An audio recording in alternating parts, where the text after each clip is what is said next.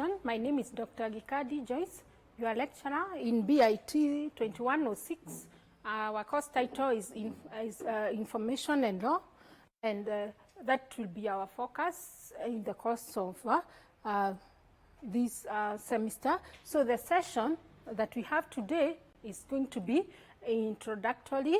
That means we are going to be looking at all the key concepts in the course, the dimensions, and in the first place, we want to begin by looking at the course objective. So this being the initial phase of the course is important. We remind ourselves what are our key goals at the end of this course. What will you have attained? So that's what we are calling the course objectives. So one of our objectives why we want to study information and law is that we want to understand to be able to explain the legal system, and our system in particular is Kenya, or our system in terms of legal system is Kenya. And because we don't just focus on information in Kenya, therefore will just be one of the case studies. It could be in any of the country, but for purposes of focus and case studies, we shall be using more of legal systems in Kenya. In relation to explain the legal system in Kenya, in relation to how it relates to information and its implication. So that's why our course title is Information and Law. It's how the legal system, how the laws relate to our to the information and its implications. We shall be going further to say that at the end of the course, we also want to be able to analyze the role of specific laws that relates or that mainly affects information. Information means how we are able to access it. It could mean how we use it and how we manage it. Those are most of the key dimensions. So when we say how it relates to information, how it affects information provision, it could mean from access to use to management to how we share. We shall be unpacking those subcomponents. So we want to analyze these key laws. One of them is intellectual property. In short form, you may have heard of the term IP, intellectual property.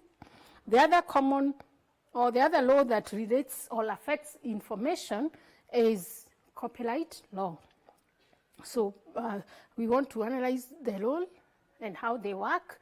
Then we also focus, or we will be focusing on articulating the Kenyan law whose provisions are directly concerned with issues of information access, use and management. So we focus on law that whose provisions have provisions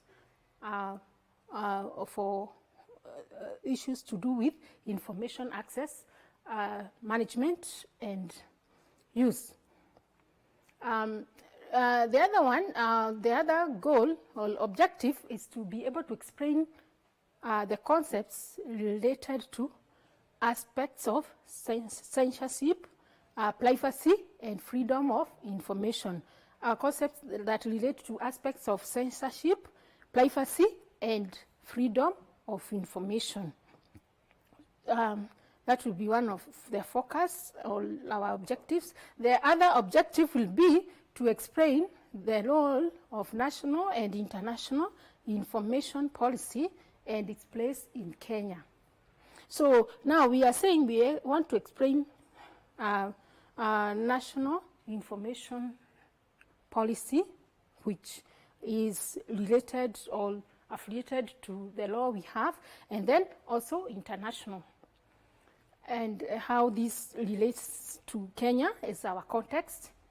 And we are not limited to Kenya. We are saying today we are in a global world. Kenya will just be a case study that will give us a deeper environment to study. Otherwise, information, I want to emphasize, is a global component, because we are living in the era of information society, in the era of globalization, whereby information has ceased to have boundaries because of the connectivity we have. So we realize that most of the law that affect us could move beyond national boundaries to affect us internationally. So it's very important to be cognizant of the international aspect when we come to the law relating to information. Unlike when you'd have law relating to how you handle animals, how you handle domestic animals, how you treat animals, how you treat other aspects that are just localized. So information is a global component, and is a global component that we must adhere to as we approach this course. So we are not forgetting, as much as we use Kenya as our context, most of the time we are going to be dwelling on the international perspective, because information is unlimited to the local law. It's unlimited. And when you say unlimited, it means that we have to be thinking that when we say how we, for example, we access information, who is this we are referring to, who is accessing? When we say how we use, when we say how we manage, who is using this? And before now we unpack that concept of why law is important, and important from even an international perspective, let's first understand one of our key components, law, and then we relate it to information. But we are already in agreement that information is no longer a local context. So now, if we come to the law, before we see the law we want to focus on, the law relating to information and its applicability, let's first understand the concept of law. So this course, and in particular this session, we are going to focus on the introductory aspects of the course.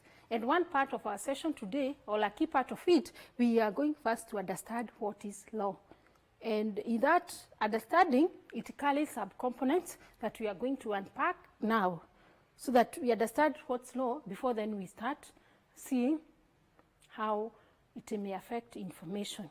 As we go by, we shall then get specific to specific laws that affect all that touches on information use, access, and management. But as a broader perspective, we shall have to first understand what's law, whether it relates to information or not. It's very important. Then when we go to related to information, we shall have our boundaries, and we shall extend them as it relates to information, both nationally and internationally. So the concept I'm going to introduce does not affect information, but not always and not necessarily. It affects many components of our of mankind. So that brings us to what is law. So law is a system of rules and regulations which is used to shape politics, economy, and the society to maintain order, and is enforced through a set of instructions, through a set of regulation. So it is a set of rules that are able to shape how we relate politically, economically, and socially as a society in order to maintain some order. And as we apply that law, it is enforced in form of instructions or regulations. So those instructions, they are defined, or they could be emerging. We are going to be seeing when we say they are defined proactively, or we say they can be emergent. We are going to be understanding that when you look at different sources of law in a short while. So what purpose does law mainly serve? It serves as a primary social mediator of relationship between people, relations between people. And when you mention relations, is how do people relate? How do people in the society relate? So most of the law we talk about, it's about human being. Why? All the other part of the creation in the world are controlled, or human beings have superiority to take control. For example, we are the one who determine which animals we keep, what we do with them. So animals are not making that decision. So even when we have a law about animals and what we should do, it relates to us because we are the managers of that part of the creation. When we talk of a law, for another example that affects wildlife, it is us who take control. That affects the environment, it is the mankind or is the society that influences what is the environment. So those other things, they remain passive or they remain subject of manipulation by human beings. So that's why we are saying it's a primary social mediator of relations between people. So that will be becoming clear. Now, it's important to understand as knowledge evolves, different approaches have been used to define what is law, to define various divisions of law. But for purposes of this class, we are going to pick one of the most common approach or the standard approach, and then other approaches will emerge, or they could be subset of the two broad categories. So there are two broad categories of law. So one, we have the public law and the private law. Those are the two broad categories. So when you go to read text, you may find books that approach that classification from a different approach, but if you are critical enough, the broader categories still emerges within those approaches that you'll be reading. So we pick this perspective, then we say there are two broad categories, public and private law. Public law is law that defines or that is concerned with the relationship between the state, between a nation and its citizen. That's what we call public law. It is the one that is concerned or that regulates relationship between the state and the the citizens, between the state and the citizen. Now, the private law, what is private law? Private law is the one that is concerned with the rights and duties of individuals towards each other. What are the rights of individuals? What are the duties of individuals towards each other? So that is what we are going to be using. What are the rights of individuals towards each other? What are the duties? That's the definition we shall be using for private law. But when we say private law is about what you do with your friend and how the duty they have upon you or responsibility or rights, what does that mean? Does it mean each of you are controller of each other? Not necessarily. What private law does, it is still controlled. It is still subject of the government, of the state legal arm. So it is the state that provides a guideline on what defines how you behave among yourself, how you relate with others. So the state provides a civilized way, a systematic way that provides or that have provisions of what governs one person to another relationship. So you are not the one to define the rules that will govern us in this house, that we shall be fighting every day, we shall be not be sleeping, or nobody should sleep. So it doesn't mean that when it's private, you become the dictator of, or you become the defining factor. So the state still is the custodian of giving the guidelines on how individuals should relate to each other. And anytime there is a dispute, there is that guideline that is applied, and then there is also provision for arbitration, and we shall be unpacking what happens when you are applying private law and what happens when you are applying public law.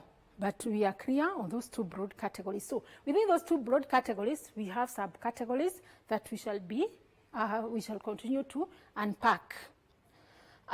Now, at this point, as we get deeper into the concepts and unpack various subcategories, let's first understand sources of law. What are the sources of law? We said we have public law, private law, and there are subcategories that we shall be unpacking. But then, what is the source of law? So this is a key aspect that we need to understand.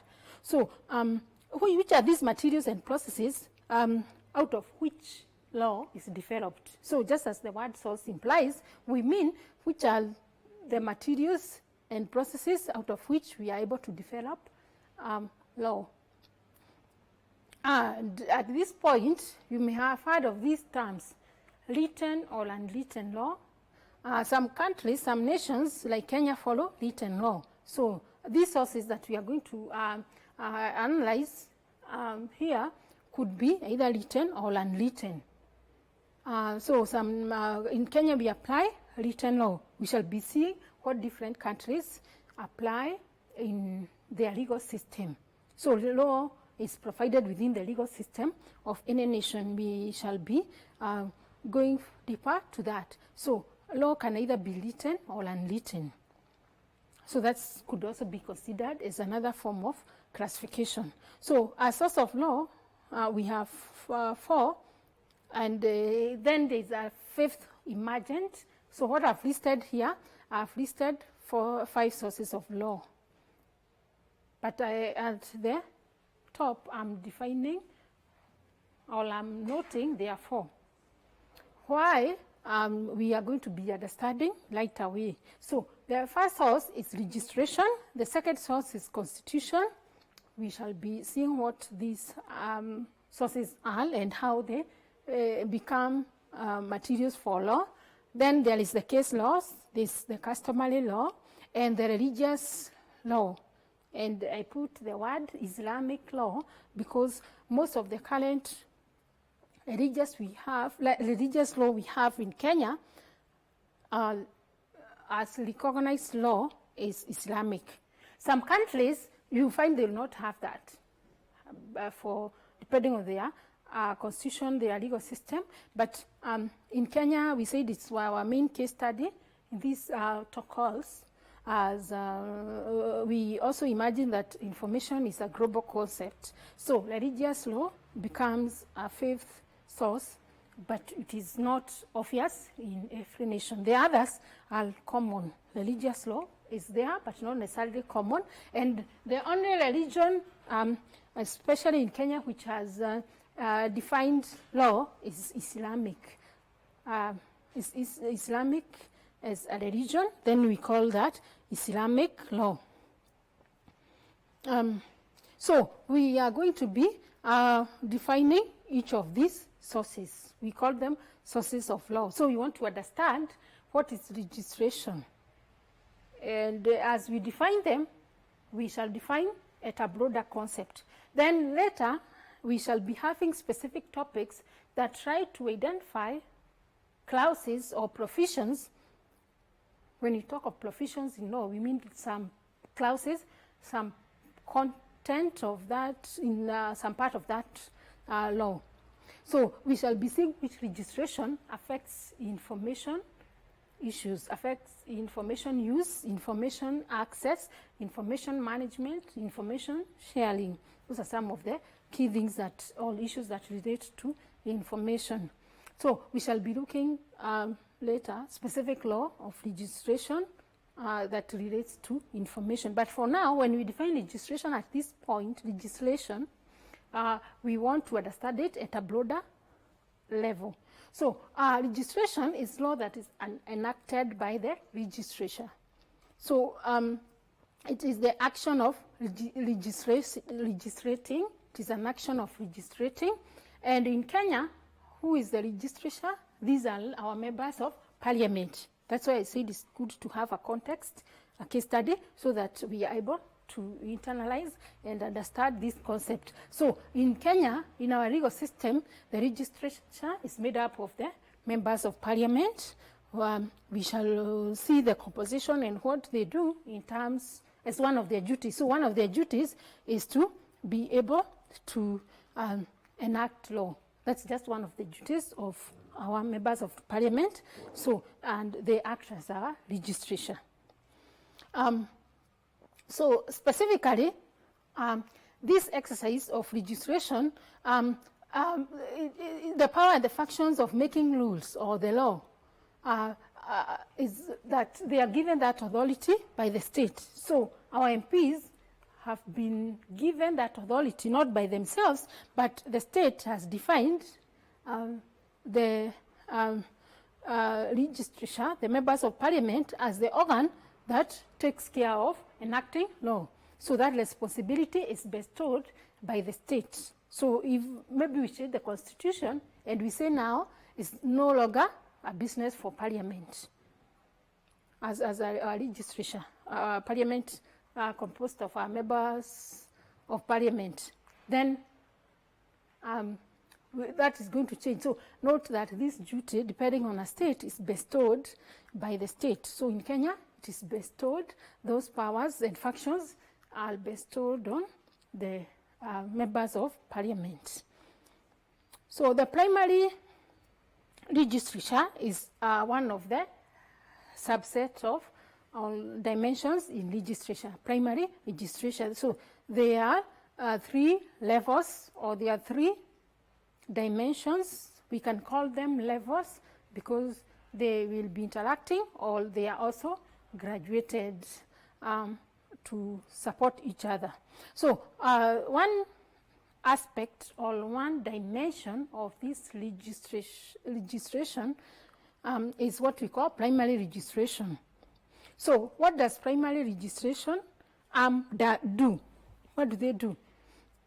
One, they outline, the primary registration outlines the general principles and provides powers for further regulations. It outlines the general principles, and then it is able to provide the lower levels with for further regulations. So you could have an higher arm of the registration, like the parliament, that may serve as a primary registration. So it will outline the general principles, which can further be contextualized, defined based on the needs of the other levels. So the primary level is the topmost level. So, and they may give the general principles, then the specifics are derived from the general principles they have. So as we go to the next levels, the next level is secondary registration. So this level comprises of detailed provisions covering a specific subject area. It covers subject area, and the detailed provisions mean it is outlining specifics of what happens, maybe in a certain division, in a certain organ, in a certain division of the government. So we can have secondary registration that comprises of details, the provisions that cover a specific subject area. It could be registration, maybe governing registration, governing the medical division, all health matters. So we have the Ministry of Health. It can have provisions that are detailed, but they are anchored from the primary registration. So if you go to the Ministry of Health, they are very particular. They have a lot of what we can call registration, secondary registration. Why? Because they are requirements, they have needs that are unique, and therefore they need to be specific. So we shall be giving further case studies on that. But I'm saying the Ministry of Health has detailed provisions that are anchored from the primary registration, and they are able to be very specific. For example, in the primary registration, we have the Bill of Human Rights, or the rights of an individual, basic human rights. So when you go to the health issues, when you go to the what you'd call the Ministry of Health, the Division of Health, you find how do they define individual rights. What is an individual right in the context of medics? What are human rights in the context of medical field? So they will be very specific. What would imply a violation of human rights when you're in medics. So the people who practice medicine, they are taken through that process, they're inducted to be able to understand the rules that govern, legal provisions that govern their practice. So the ones that they should not violate. So when you leave it as human rights, a doctor may not understand. We say human rights, individual has privacy. Now, what is privacy? When you are a patient to a doctor. So it will be to that extent. So it will give details so that they don't contravene or they don't leave gaps that affects their effectiveness. So that's what we may call secondary registration. The other level, or the last level, which is more narrower, is what we call regional or local registration. Regional or local registration. So in the Kenyan context, we can talk of the counties today, the devolved government. We have counties, they have their rules and regulations. We have cities with bylaws. So those could be regional or local registration. And what you find with the municipal council of Thika or the cities that we have, if you go to Nairobi, they have some registration that govern what people do or they don't do or what it means, violation of law. So, but if you are critical or if you are an expert in law, you realize what is in the bylaw of Nairobi County is anchored or is derived from the primary registration. So what does that mean? That means that Nairobi as local setup cannot define laws that are against or that contravenes or that contradicts the primary registration. So it is being supported, or the law, the life are based on what happens at their primary registration. So they use that outline, then they go specific to what matters, to what is relevant, to what will serve their needs. So all these levels are important in any state. When you talk of state, in law, we use the term state rather than a country or a nation. So the word state, you'll find it more common, but all those terms mean the same.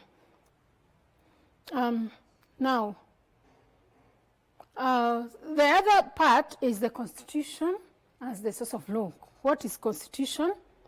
So Constitution is a set of rules for government, often codified as written document that attracts and limits the powers or the power functions of a political entity. So they are rules for government, or they are derived, the custodian is the government, which is usually written law in many countries, or in many states, that attracts or limits the power or functions of a political entity. So when you say it attracts, it means it defines what is your what are your provisions, what can you do. When you are limited, it means if you go beyond that, you are in violation, and the implications, or the law spells the implication of going beyond what is provided for.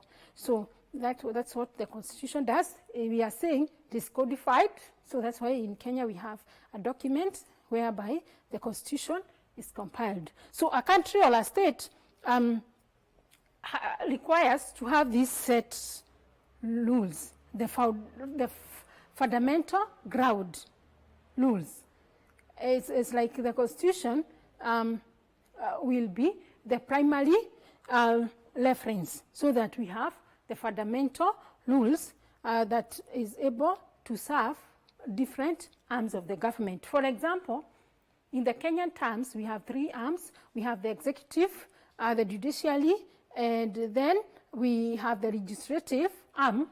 Those are the three key arms. So we have a constitution of that define how these entities operate and how they interact. So a key part of our constitution defines how the executive, legislature, and the judiciary operate and how they interrelate. So it will define their professions and the remits that they have within those professions. That's very important. So we shall be going further into what a constitution entails, what makes a constitution a constitution and not any other thing, and who brings about that constitution. But constitution is one source of law. Then we have constitution also outlines the basic principles such as fundamental freedom and rights. So we are saying one part of the constitution defines the key political entities and how they relate and what they do and they don't do. Then it also goes further, another part, to define the basic principles that are able to guide the freedom and rights of citizens. So the constitution contains that. So when you say we have a human right has been violated, so those things are anchored within our constitution.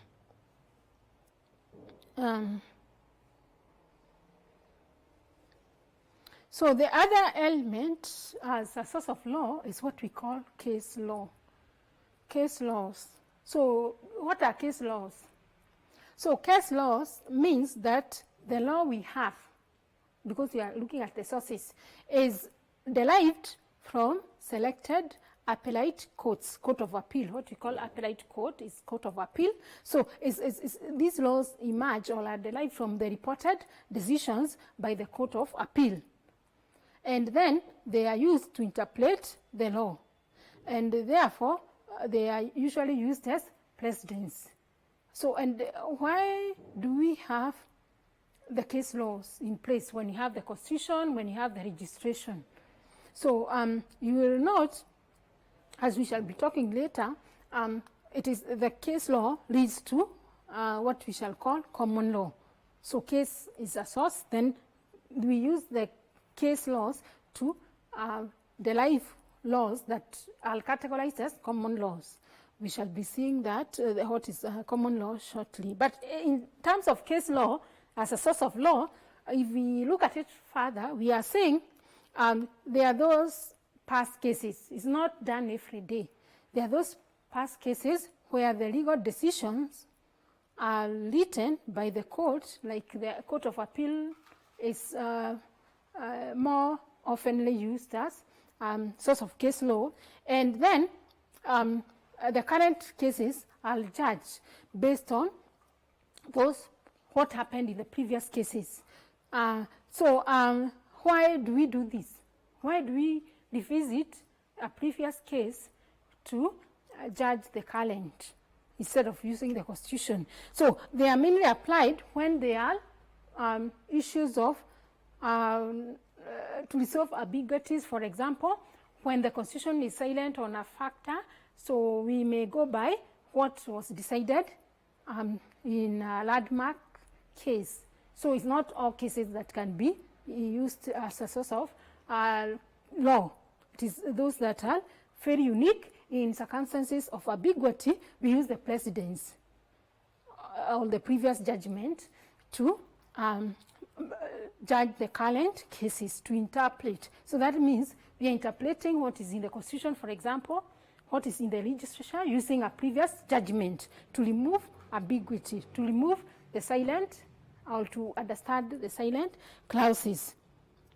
So that is very important, and it's also very critical. It has a lot of implication because if not carefully done, then it can bring a lot of biases. And that's why it is mostly preferred that source of case law is through a judgment from the Court of Appeal, being a higher court, although sometimes the lower courts are also applicable. So that is another source. Remember, we are still looking at the sources of law. Now, the other source, or the third source, is the customary law. What is customary law? So customary law emerges from the society, from the community, and they belong to particular communities. They are not universal. They are at local level, at community level. So different ethnic groups may have their customs and practices that are qualified to become customary law, that are qualified to govern people's behavior in that particular community. So customary law is part of a social and economic system in a society, in a particular society. They are very particular to a society, to a community, or rather to an ethnic groups. So in Kenya, for example, we have 43 communities or more. I'll allow that, about that 43, and you would find that each of those communities have their customary law. But before a law is allowed to qualify as customary law and become applicable, it goes through a process. So your village elders cannot just sit down and decide in this village, we shall start considering this as a standard requirement, a standard regulation to all set of rules. So it has to go through a process, and a process that whereby it is approved by traditional authorities. There's a process to approve what can be recognized in a state as customary law. So there's a process that is also anchored in the Constitution, that's also anchored in the legislature, so that people don't confuse. People don't become biased. People don't violate the fundamental law. They don't violate the Constitution in the name of customary law. So customary law has limits based on a state constitution, based on the laws emerging from the legislature. So again, a key characteristic of customary law that I want you to bear in mind is they are flexible. That makes them very unique. So they are flexible in that they may change over time depending on which features are considered, which social behavior are considered important in that society, in that community. So they have capability to change, and that brings a lot of volatility. And the state must take care of that in the Constitution, in the legislature, to avoid ambiguities and a lot of biasness. So it's important. So ask your, some of us today have little connection with their communities because of the lifestyle and the where we live or where we are brought up, especially the urbanization has detached us from there, this understanding of customary law. But all of us have some kins or have some original origin of where they came from. So if you engage your elderly member of the community, they'll tell you some of the customary law that are applicable to your ethnicity. So all of us, even if you are an urbanite, we have some background, we have some roots. So we shall be engaging to understand some key customary law that are recognized in the Constitution. So we shall be doing that investigation to get to understand which are the most prominent customary law, for example, in the Kenya Constitution, or which are recognized in the Kenyan Constitution, being our context, or in any other nation of our consideration. You can engage, even if you belong to a different nation, you can engage with the foundational background or the background of your society, and you understand whether they ever had or they have some customary law that govern that community. So the other source that we said is emergent or not necessarily conventional is religion as a source of law. And we said in particular the Islamic law, which is called Sharia law. You may have heard the term. So it's based on religious teaching. It's based on religious teaching. And note that Sharia law has one unique characteristic. It is static. We said, remember, customary is flexible, but now here in religious, one of the key issues or the critical issues about religious law is that according to Muslims, in the context of Kenya, the Sharia law should be static. Why? It is based on religion, it's based on their supernatural beliefs. So that means, according to them, God does not change. The word of Allah does not change. So that means, unlike the customary law, the religious law are static. So why it becomes a controversial topic or issue at times is because the constitution may change, the legislation may change, but these religious law do not change. So doesn't mean they will remain in contradiction. So the state tries to control that. Sometimes it brings a lot of misunderstanding or controversies, but the state has the final responsibility to govern or to manage applicability of religious law. Unless there is no solid state law, then the confusion would continue. But where the constitution is solid and where the constitution defines or incorporates that clause that religious law is subject to constitutional requirement. So that is the clause that we have or we need in our constitution. So when that is available, then those applying the Sharia law or any other religious law, remember that they are subject or they are not superior to the constitution. They are still subject to constitution, but still they have some freedom to practice or to apply the laws that do not contradict, so that are in harmony in their way. So the state has that freedom. That becomes an advantage. Now, let's look at having understood the sources of law. So we now know other segments, other approaches, other perspectives that we shall be applying to define law and its sub-elements. Most of what we shall have will be based on those sources across the nations.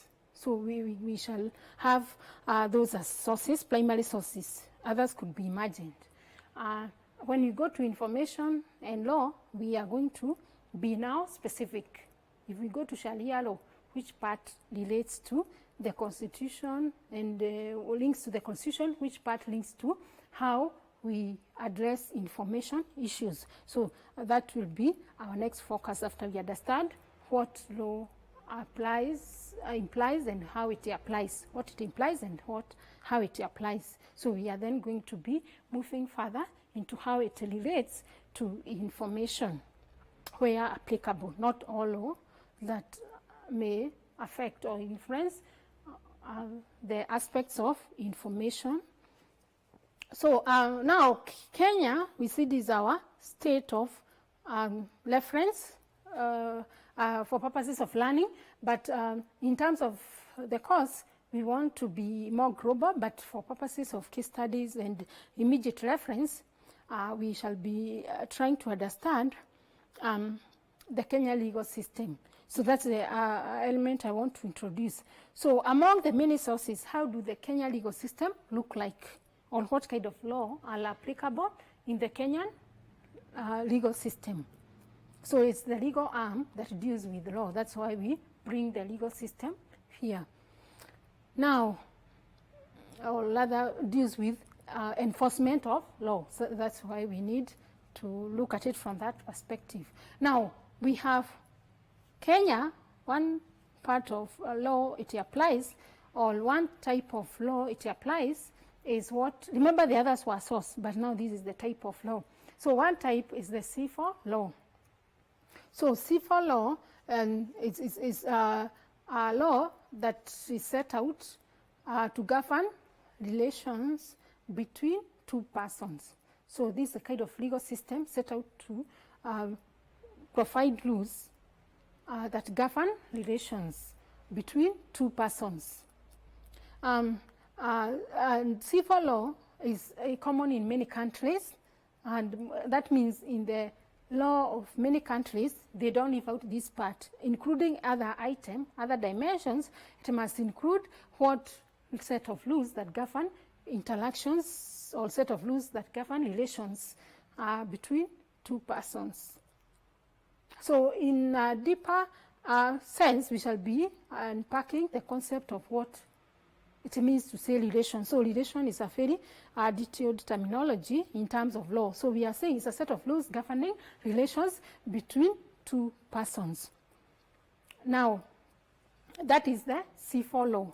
Now, when we come to Kenya, Kenya applies both constitutional and C4 law. So we have another part of the Kenyan law is the constitutional law. So Kenya applies both, or the common laws applied are constitutional and C4 law. And these govern relationship between the arms of government, and also the C4 law governs the relationship between people. So the Kenyan laws are mainly made up of constitutional laws and civic laws. So people to people, and then government within the government arms. So those are the two common types of law that applies to Kenya and its legal system. The other type of law that is commonly applicable is the common law. So the common law is derived from what we call the case law. Remember, we have just defined what case law based on previous judgment by the court of law.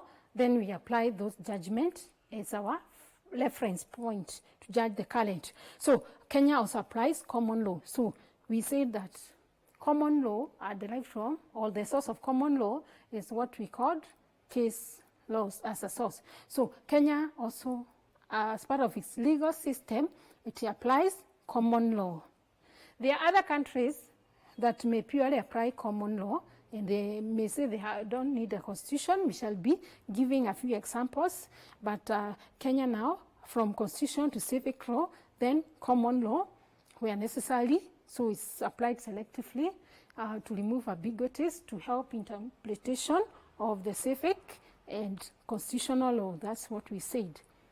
Then, in Kenya, so that bullet should not be inside. So, but we are saying it also reminds us that we said religious law is applicable in Kenya, but we said it is not independent. Religious law is subjected, or must be subjected, to the constitutional and civic law. So it's really controlled while also trying to observe the basic right or freedom of human relations. So by allowing religious people like Muslims to practice their religious law. So it tries to balance the two. So as we go on, we shall be trying to understand each of these laws that are applicable in Kenya, being our reference point.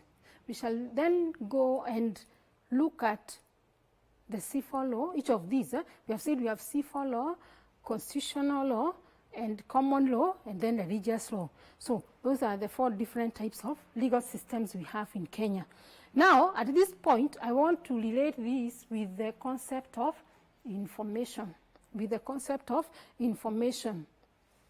Meaning, we are going to be looking at how does C4 law, the law that is affecting person to person, relations between 2 or more persons, how does they come to influence the aspects or the dimensions or the issues of information. And we say the key issues of information that will be of our focus is the access to information, then use of information, then management of information. And when we mention the term management, now that we are in information, in the field of information science, when we talk of management of information, what do we mean? From the other background you have about what's information, what's an information system. So when we talk about information management, we have various subcomponents. Information management may mean what kind of manipulation can you do to that information? How do you store that information? So storage is also a key factor that will be of our interest, and how laws, all different types of law to begin with, how civil law affects that management, how you store information, how you share it. That could be part of management. How do you share? And now, being in civil law, for example, I give an example, is relationship or relations between two people, the legal system that governs relations between two people. Now, when we bring the concept of information, we mean that if we are friends and we share information, we communicate frequently. When we communicate, and nowadays it has taken a different dimension, that information is mainly digital, or we are in an era where information is digital. We still have manual-based information systems, but mainly when we come to bring about the digital information, so when you are two persons sharing information, we take the digital aspect, which is common today, and bringing new understandings, like when you share information on WhatsApp. That is information between persons. So it doesn't concern the government. So the law that governs maybe how you use WhatsApp, how to do with it when you are writing to your friends, whether you abuse them, whether you expose their private information because you know a little bit about them. Now, the below civil law will be applied to bring a judgment about whether there was abuse or whether there was law was not observed. So civil law will apply in the context that you are sharing information at individual level as friends. Nobody cares as a government how much you tell each other, but the government may interfere in person-to-person relationship when there is an issue of concern, an issue that provokes the opponent or the victim who is part of that conversation. You could be two people. So then we shall be seeing civil law applies. So if you file a case accusing your friend of exposing your private information because they sneaked and they perused your phone, then civil law will come in place and a judgment will be made. So that's part of how we manage information, how we share. Another law affecting like civil law, we are talking of somebody sneaked and got to your private information, then you raise a case that somebody has violated your privacy by exposing your information. Then we ask, what is your responsibility? So civil law is going to be looking at that. So in the first place, as your information got hacked, so you also have a responsibility as an individual. As much as you have a right, there are limits. You have a responsibility to keep your information safely. So, and what does this mean? That in the era of digital technologies, which we are part of and part of the expertise, we need to reflect on our civil law. Are they sufficient? How would you know that I stole, or what evidence would you present that I stole part of your private information and circulated? What evidence would you present to prove it is me, to prove that where I got it? So if I got a hard copy of a letter that you had somewhere, so if you find a copy of that, you can accuse me that I interfered with your privacy. But now, in terms of a soft copy of a message sent, to what extent can that evidence be traceable?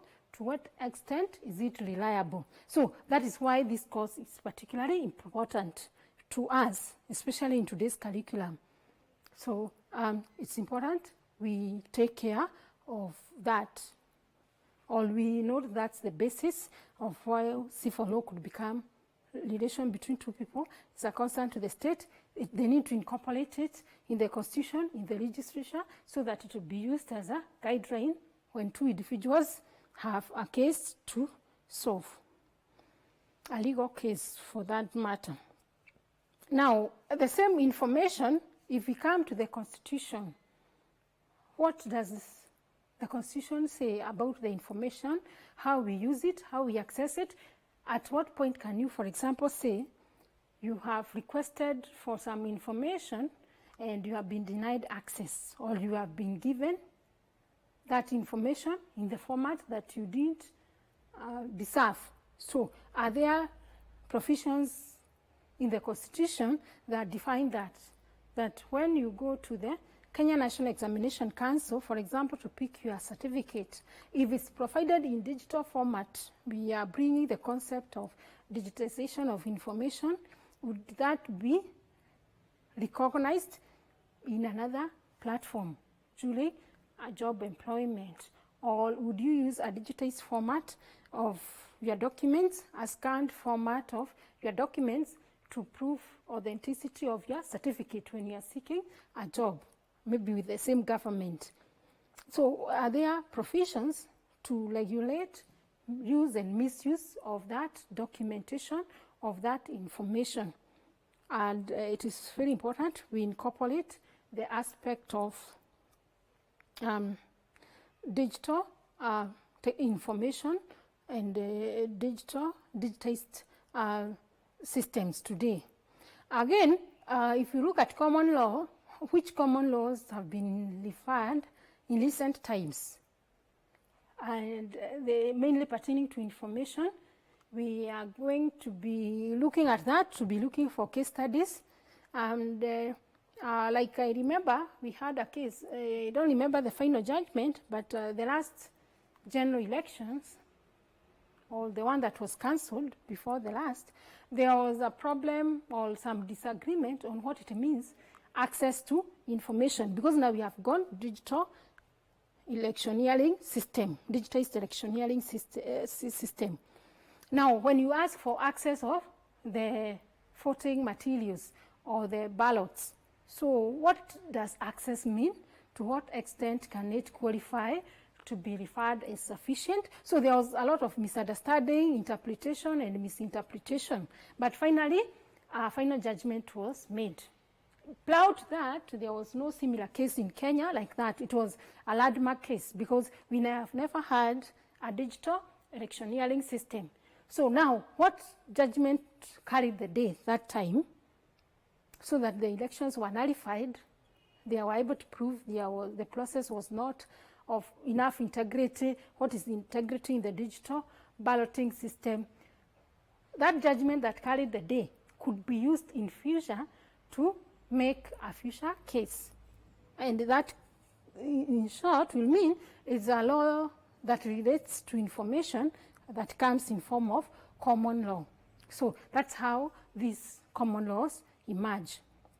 Religious law, we are going to be unpacking whether there are any religious law and how much they touch information use. So in this case, we shall be using the Sharia law to understand whether there are any clauses, any provisions that Muslims are particular about information use, what is information abuse, etc. So we shall be trying to understand that. Now, I want us to, as we go towards the end, I want us to understand some aspects, or to do some little assignments in terms of the discussion we have had today, identify the common religious laws in Kenya. So I want you to try, you may not be having a chance or have had a chance for that matter to understand Sharia law. But now it's part of the homework, whether you go to the library, whether you search online. We have a lot of digital information today about Sharia law. So what are the common religious laws that are recognized in the Constitution? And then you go further, is there any of those that is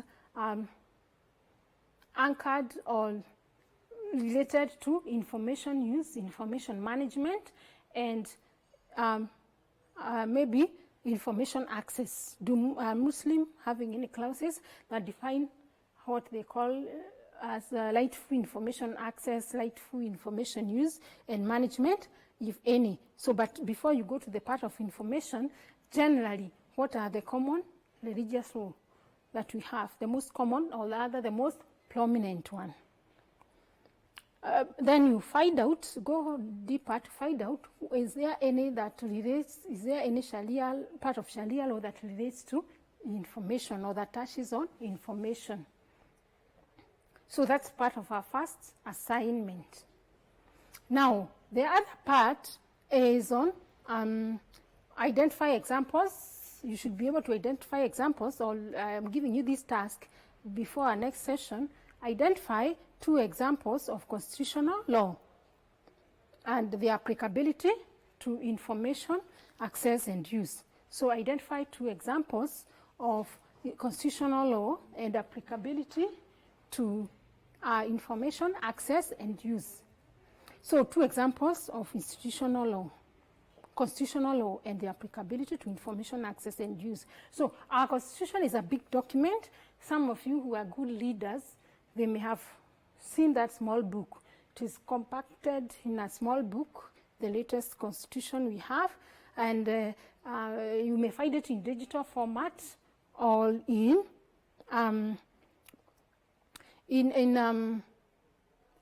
physical format in the national libraries. So try to peruse through it and identify 2 provisions that relates to information aspects that we have mentioned.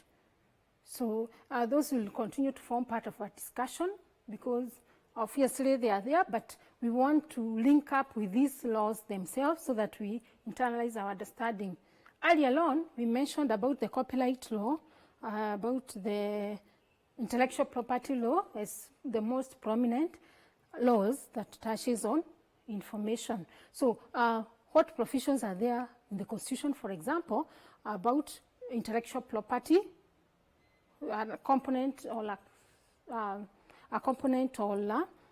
concept that we shall be going into details, all which part of the Constitution also defines the copyright law. Of course, they are there, but we want to identify with them and understand how they have been formulated before we see how they have been applicable or applied, before we see are there any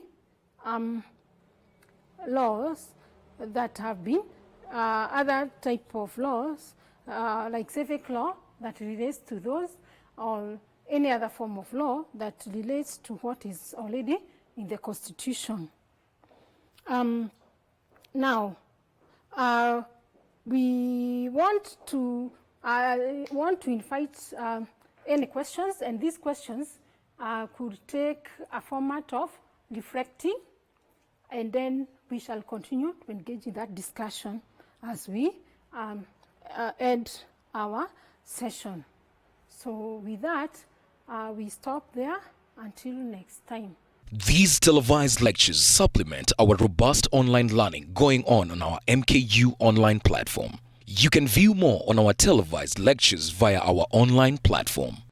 We are in a digital era, and Mount Kenya University knows this. The following are the steps to follow so as to complete your online application. Download the application form from the website www.mku.ac.ke.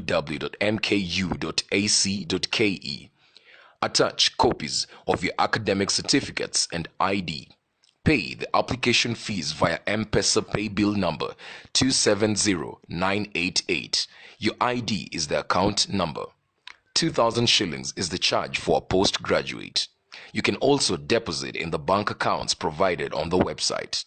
Then email all the above to apply@mku.ac.ke.